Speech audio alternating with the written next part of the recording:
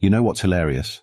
When an advanced alien civilization shows up at your doorstep, expecting a quick conquest, and instead gets the intergalactic equivalent of finding out their target moved out last week, and left nothing but a passive-aggressive note on the door.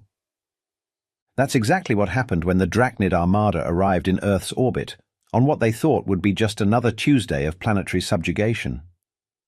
10,000 warships, each the size of Manhattan, emerged from hyperspace like a swarm of oversized, particularly aggressive metal wasps. Their sensors immediately started scanning for military installations, defense systems, and population centers. You know, the usual invasion checklist. Life signs detected, 0, announced the lead ship's AI, managing to sound confused despite its synthetic nature. Correction. Detecting residual heat signatures consistent with recent planetary evacuation. Admiral Zexathor, Supreme Commander of the Drachnid Fleet, blinked all 4 of his eyes in succession.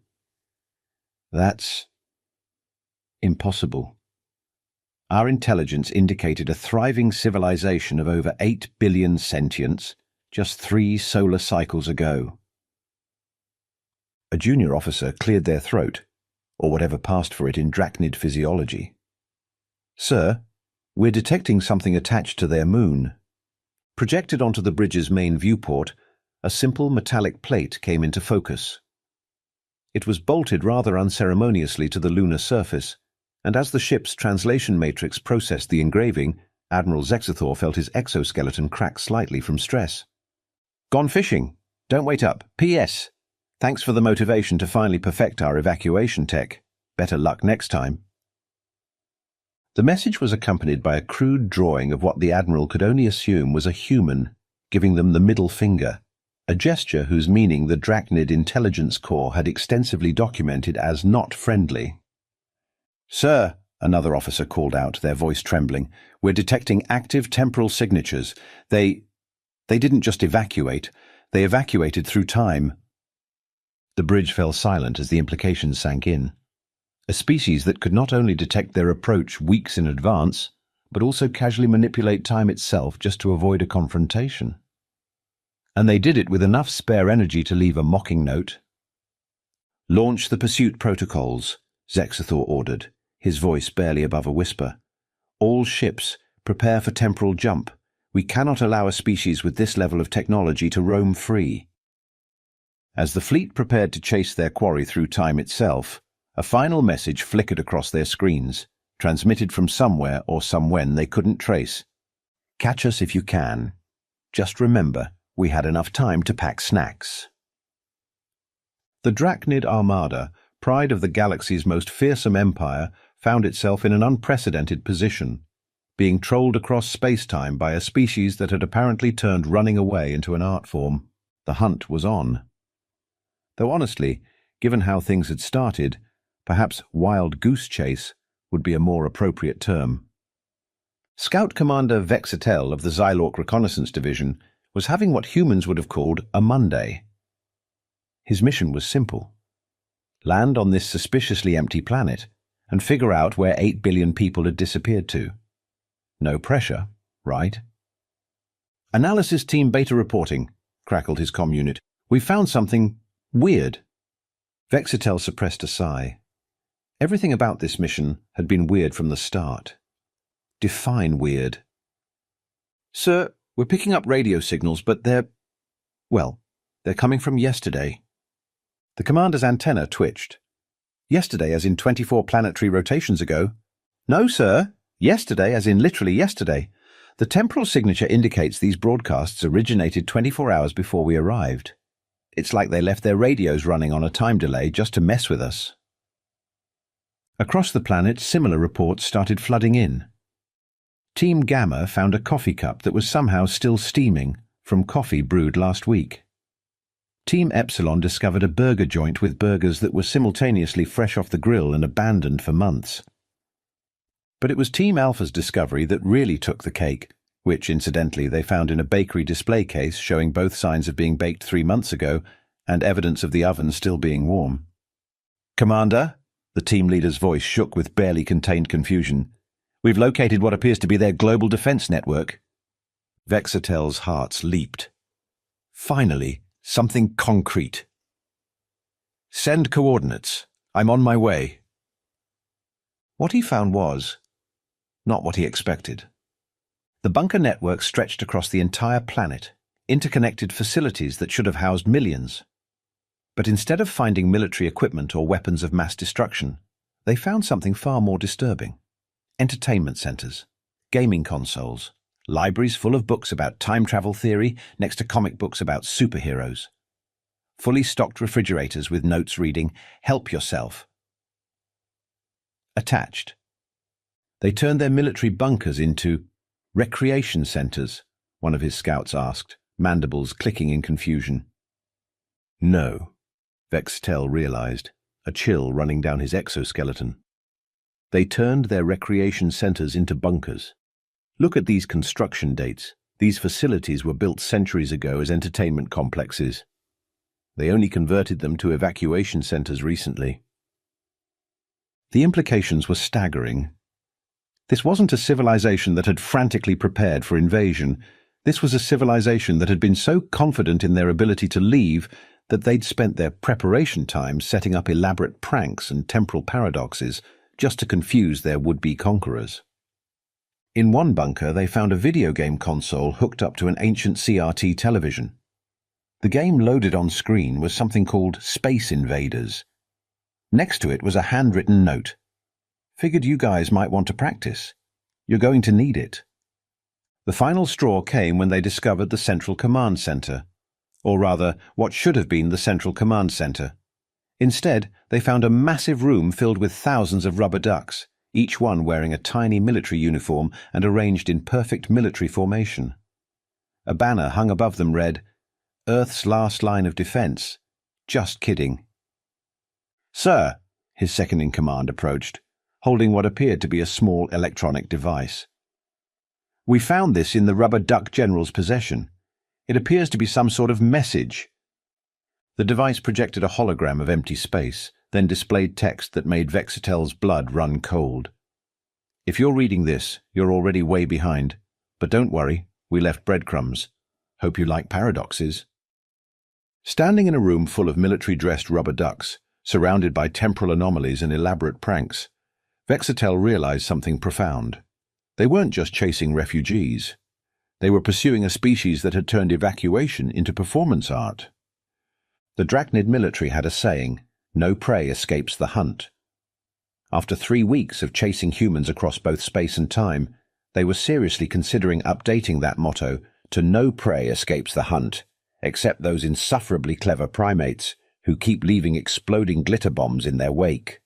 High Commander Nixavar stood aboard the bridge of the Eternal Vigilance, watching as yet another search team reported back. Or rather, didn't report back. "Squad 7 has disappeared, sir," his lieutenant reported, trying very hard not to sound nervous. "Just like the others." "Define disappeared," Nixvar growled, although he already knew what was coming. "Well, sir, they followed the temporal signature through the quantum wake, and then—" The lieutenant pulled up the footage. "This happened." The video showed the squad approaching what appeared to be a human settlement on some distant moon. As they drew closer, music started playing from nowhere, something about never giving someone up or letting them down. Then there was a flash of light, and the entire squad vanished, replaced by a hologram of humans doing some sort of synchronized dance. "That's the third Rick roll this week, sir," another officer commented, before quickly shutting up under Nixavar's glare. The situation was becoming dire. Of the 50 search teams deployed, 20 had vanished without a trace. 15 had been transported to random points in space-time. Squad 4 was currently stuck in what they claimed was something called the 1980s, and the remaining teams were showing signs of severe psychological strain. "Sir!" a communications officer called out. "We're receiving a transmission from Squad 12. The holographic display flickered to life, showing a clearly traumatized squad leader. "High Commander, we tracked them to the Horsehead Nebula, but... Speak, soldier." "They left a restaurant there, sir. A fully functioning restaurant. In space. With a sign saying free lunch for all pursuing forces. We know you must be hungry by now." The squad leader's voice cracked.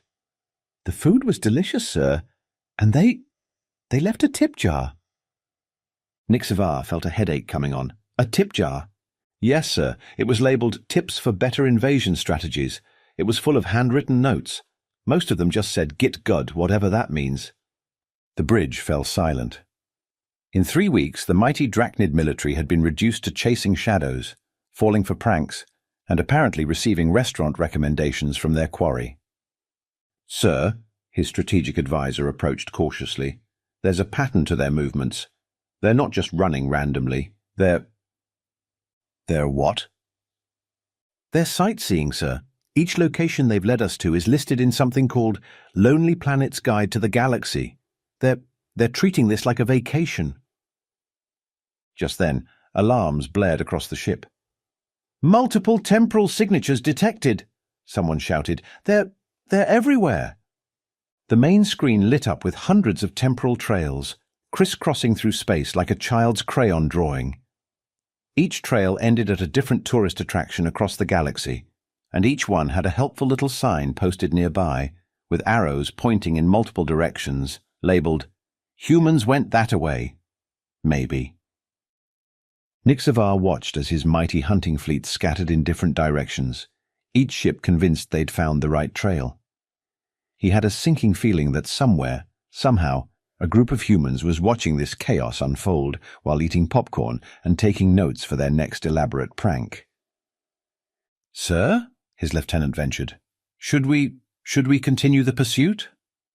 The High Commander stared at the tactical display, where a new message had just appeared. "Having fun yet? We've got another few 100,000 light-years of this planned. Pack a lunch." For the first time in his military career, Nick Savar considered the possibility that some prey simply wasn't worth the headache. The greatest military force in the known galaxy was being defeated by post-it notes. Not by weapons, not by warfare, but by fluorescent yellow squares, with increasingly smug messages stuck to abandoned human outposts. Fleet Marshal Kexator stood in the war room of the dreadnought Inevitable Victory, a name that felt more ironic with each passing cycle. The holographic display showed the positions of their search vessels scattered across 3 spiral arms of the galaxy, each following what they thought was the human's trail. "Report," he growled at his intelligence chief. "We've lost contact with Teams 6 through 13, the intelligence chief replied, antennae drooping. "The last transmission from Team 8 was unusual." The Marshal's scales flickered with irritation. "Define unusual." "They found what appeared to be a human mining colony on asteroid BX 789, but when they entered the main facility they found—" The chief paused, checking his notes. "A fully automated ice cream parlor with 31 flavors.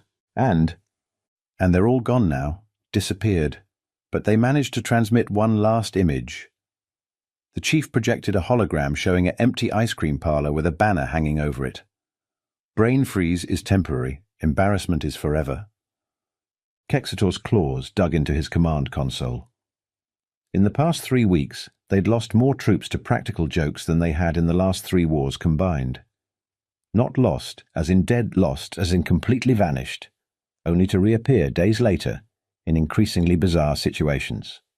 Team 3 had materialized in the middle of their own command center, but 2 weeks younger than when they'd left, with no memory of the mission and wearing what appeared to be tourist clothing from various human vacation spots. Team 5 was found orbiting a gas giant, each member sealed in perfectly safe but thoroughly embarrassing inflatable rubber suits shaped like something called a rubber duck. "Sir," his tactical officer interrupted his thoughts, "we've detected a new transmission. Well, the main screen lit up with a message that appeared to be made entirely of animated human emoji characters. "Having fun yet? Here's a hint.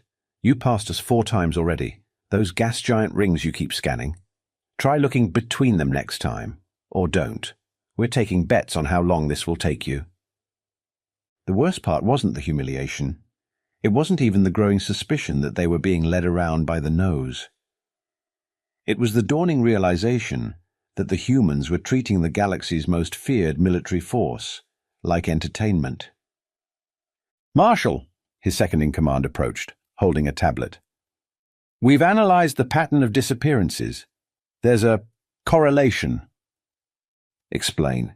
Every team that's vanished had one thing in common. They all stopped to read something the humans left behind. Signs, notes, graffiti. Are you suggesting, Kexitor said slowly, that the greatest military force in the galaxy is being defeated by our own curiosity? A new message flashed across the screen. Ding, ding, ding! Give the Marshal a prize. Speaking of prizes, check your cargo hold. Every officer on the bridge froze. After a tense moment, Kexitor ordered a scan of the cargo hold. Somehow, impossibly, it was now filled with what appeared to be thousands of small metallic trophies. Each one was engraved with Participant Award, Annual Galactic Hide-and-Seek Championship.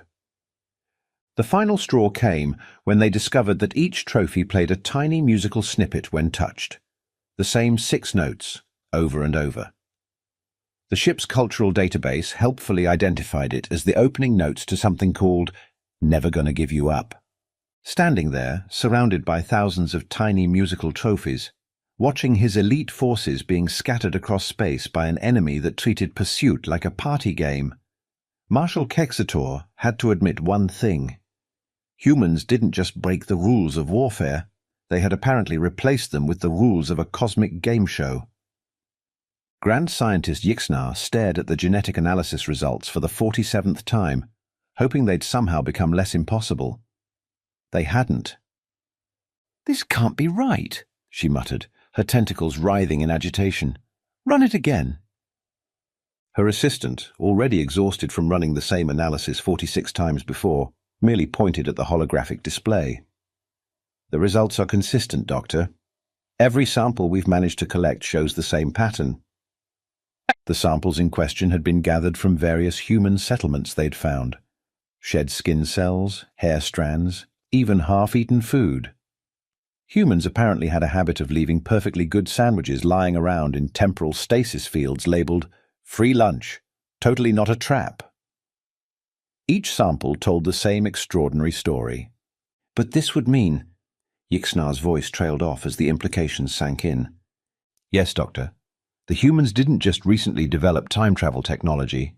They've been actively evolving alongside it for at least 10,000 years. The genetic structure displayed before them was unlike anything they'd ever seen. The DNA didn't just encode biological information. It contained temporal markers, quantum entanglement points, and what appeared to be naturally occurring time loop stabilizers. They're not running from us, Yixnar realized, her color spots paling. They've been preparing for this moment for millennia. Every generation has been subtly altered, their very cells adapted to exist in multiple time streams simultaneously. A junior researcher burst into the lab, waving a datapad frantically. Doctor, we've decoded more of their historical records. You need to see this. The display shifted to show what appeared to be human entertainment media spanning centuries. Movies about time travel, books about temporal paradoxes, games teaching children about quantum mechanics. What they dismissed as fiction was actually a civilization-wide training program. Look at these movies, the junior researcher pointed excitedly. Back to the Future, Doctor Who, Groundhog Day. They weren't entertainment, they were instruction manuals. Yixnar's tentacles curled in shock as she realized the truth. Earth's silence wasn't a retreat, it was graduation. Humanity had spent thousands of years preparing their species for this exact scenario, using entertainment to teach temporal mechanics to children, treating time itself as just another dimension to be explored and manipulated. There's more, her assistant added grimly. We found this in their genetic code. He highlighted a sequence that repeated throughout the genome. Yixnar's translation implant took a moment to process it, then displayed the message hidden in the base pairs. If you're reading this, you're about 10,000 years too late. Thanks for the motivation, though. Nothing like a little future invasion to inspire some creative evolution. The message was signed with what appeared to be a small genetic sequence that, when expressed, would create a protein in the shape of a thumbs up. Just then, Alarms blared throughout the research station. "Multiple temporal signatures detected," the AI announced. "Warning, causality breach imminent." The main screen lit up with hundreds of readings, humans, thousands of them. But not just from one time, the same humans from different points in their own timelines, all converging on their location. "They're not running away," Yixanar whispered in horror. "They're running circles around us. Literally, through time." A new message appeared on their screens. This one seemingly transmitted through the temporal equivalent of a megaphone. "Pop quiz. What do you get when you combine?" "A species that evolved alongside time travel." 10,000 years of quantum physics lectures disguised as pop culture. A really, really refined sense of humor. And just enough advanced warning of an invasion to turn the entire thing into a teaching moment. Answer: what's happening right now? Don't worry, we left some temporal physics textbooks in your cargo hold. Chapter 7 explains exactly how we're doing this. Good luck with the homework. As if to punctuate the message, every piece of equipment in the lab suddenly started playing different time periods of the same song simultaneously, creating what human musicians would recognize as a temporal harmony of "Never Gonna Give You Up." Standing in her lab, surrounded by evidence of a species that had turned temporal physics into a hereditary trait and invasion defense into a cosmic practical joke, Grand Scientist Yixanar had to admire their thoroughness. They hadn't just prepared for this invasion. They'd evolved specifically to turn it into the galaxy's most elaborate teaching moment. A final message flickered across her screen. "Don't feel bad. We've had literally all of time to practice this. Also, you might want to step 2 feet to the left in about 3 seconds." Yixanar moved without thinking.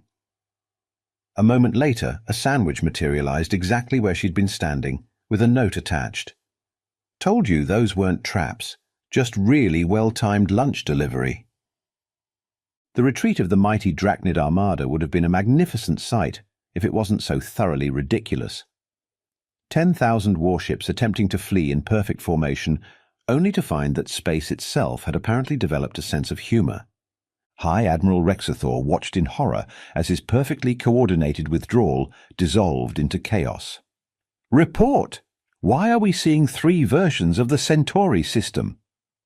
"Sir," his navigator replied, voice cracking, "it appears the humans have, well, they've been redecorating." "Redecorating space?" "Yes, sir. They've created temporal mirrors. Every route we try to take shows us reflections of systems from different time periods. We can't tell which version is real anymore." The situation was rapidly deteriorating. The Third Fleet had attempted to jump to light speed, only to find themselves trapped in what appeared to be a time loop of their own engine startup sequence. They kept almost reaching faster than light speed, only to find themselves back at the beginning of the countdown, with a helpful human voice announcing, "False start! 5-second penalty." The Seventh Fleet had it worse. They'd successfully jumped to light speed, only to emerge in what their sensors insisted was the same location, but with all the stars rearranged into what human star charts identified as connect the dots puzzles. "Sir," the sensor officer shouted, "we're detecting multiple human signatures.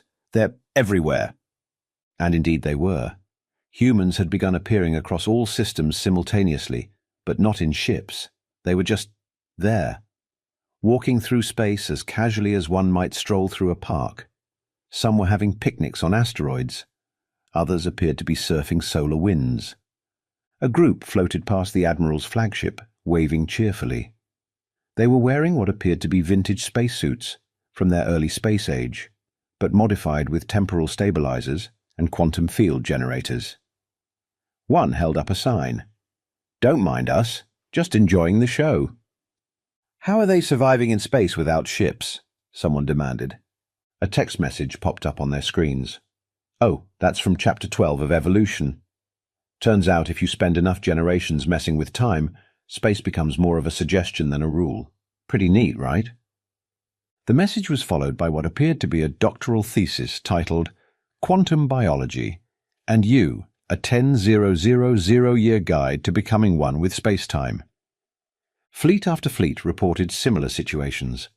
The Ninth Fleet found themselves in a region where all their ships had been turned into what humans called snow globes, perfect miniature versions of themselves suspended in temporal fields. The crew was fine, if slightly glittery. The 12th Fleet reported that their entire battle group was now trapped in what appeared to be a giant game of temporal Pac-Man, with their ships playing the role of the ghosts. "Sir," his communications officer called out, "we're receiving a transmission from the humans. They say they're willing to let us leave." "The catch?" "They've organized what they're calling a farewell parade. We have to participate." And so the mighty Drachnid Armada found itself being escorted out of human space by beings who had evolved beyond the need for ships, in a parade formation that spelled out, "Thanks for playing," when viewed from the fourth dimension. As they fled, a final message appeared in every ship's database. "Hey, this was fun. We've taken the liberty of upgrading your historical records to include this event. Fair warning, we did it backwards through time, so you'll find that stories about us have always been there. Check your ancient myths about trickster gods. You might recognize some familiar pranks. P.S. We've also enrolled your entire species in our correspondence course, Time Travel for Beginners. First homework assignment due last Tuesday." The last thing they saw before jumping to hyperspace was a human child, floating in space, licking what appeared to be a temporarily stabilized ice cream cone and giving them a cheerful thumbs up. The galaxy had changed. Not in any physical sense, well, except for that one spiral arm that now spelled out humans were here when viewed from exactly the right angle, but in every other conceivable way. The Galactic Council's emergency session had been running for 3 straight weeks, mainly because no one could agree on what time it actually was anymore. The humans had left their mark on the galaxy's collective psyche in a way that no species had managed before, through weaponized confusion and industrialized whimsy. Supreme Chancellor Zixavon of the Galactic Council stood at the podium, trying to maintain order. "Please, everyone, we must reach a consensus on how to handle the human situation." "Handle?" The Proximan delegate laughed hysterically. "Yesterday I found a human having tea on one of my planet's moons. When I asked how they got there, they said they'd always been there and handed me a history book proving it. The book was from our own archives." The Centaurian representative raised all 4 hands. "Our entire species has developed a nervous tic. Every time someone says human, we instinctively look over our shoulders. Both shoulders. All timelines." Reports flooded in from across the galaxy. The Drachnid Empire, once the most feared military force in known space, had converted their war colleges into temporal physics academies. Their new military doctrine focused heavily on what they called preemptive surrender to humans and advanced running-away techniques. The Rigelian Trading Consortium reported that their market had been flooded with human tourism packages. Visit Earth, It's Always Never There became the highest-grossing vacation package in galactic history, despite nobody being quite sure if the tours actually went anywhere or when they happened. "We've analyzed their influence on galactic culture," the Cultural Affairs Minister announced. "Somehow they've retroactively inserted themselves into every species' mythology. Every civilization now has ancient legends about time-traveling tricksters who leave unusual gifts and terrible puns across history." A junior aide rushed in with more reports. Species across the galaxy were reporting finding human artifacts in their most ancient archaeological sites. Perfectly preserved smartphones showing cat videos, coffee mugs with "World's Best Alien" printed on them, and instruction manuals for temporal physics written in crayon. The Arcturus delegation had discovered that their species' first contact protocol had always included a section titled, "If you meet humans, just don't. Trust us on this one." No one remembered adding it, but carbon dating showed it had been there for millennia. "Perhaps," suggested one brave delegate, "we should try to establish diplomatic relations." The chamber fell silent. On every desk, a cup of coffee materialized with a note attached. "Already did. Check your records for the treaty of next Thursday, signed 2 centuries ago next week." The humans had managed something unprecedented. they'd turned the entire galaxy into their straight man. Every species now lived with the perpetual awareness that somewhere, somewhen, a human was probably watching and thinking up new ways to bend reality for the sake of a good joke. The Council eventually passed just one resolution. Regarding humanity, just let them do their thing. It's easier that way. As the session ended, the Supreme Chancellor found a sticky note on his podium that hadn't been there a moment before. Great meeting. Loved the resolution. We've taken the liberty of updating the galaxy's tourist guide. Earth is now listed as Schrödinger's planet, simultaneously the best party in the galaxy and completely uninhabited. Drop by sometime. Time is flexible.